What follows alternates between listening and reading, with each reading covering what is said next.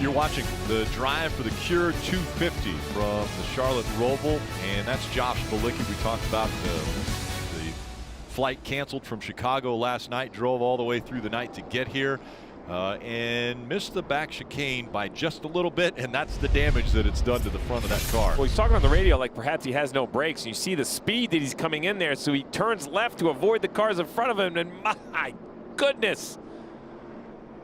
Jeff, you and I are awful at evaluating because we were out there earlier and said, we didn't think those curves would do quite that much damage. I mean, it's like the splitter went underneath the curb, and when it did, it just ripped the curb off the racetrack and then ripped the front end off the race car. Yeah, I'm having Indy road course flashbacks watching that happen.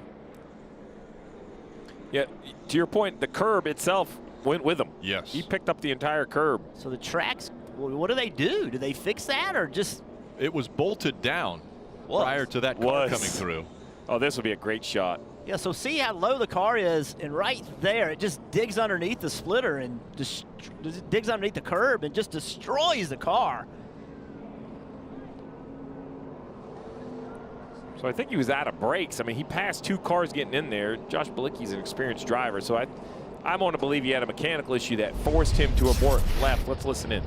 Did we hit somebody? Is that what happened to the splitter, or did we jump over the curb? Yeah, instead of collecting the two cars ahead of me, I jumped the curb. Yeah, so he made a decision.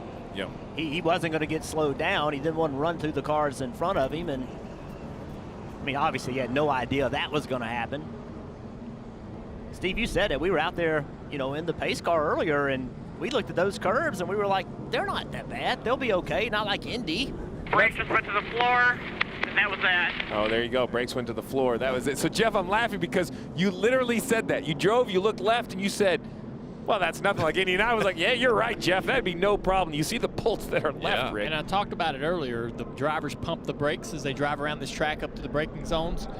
And you continue to pump those brakes because that temperature builds in the fluid and the brake pedal gets longer and longer. And eventually, at some point, you go in some of these cars without great cooling or a brake fade or a brake issue, you go into that braking zone and start pumping it, and the brake never comes up. The brake pedal never gets stronger, and you continue to pump that pedal, and it goes right to the floor, and then you're into the corner. That's what happened to the 7 car. And you see what they've got to do. They've got to cut these bolts out, because if a car ran over that, it would just flatten the tires. I got to tell you guys, I don't even know why those curves are there.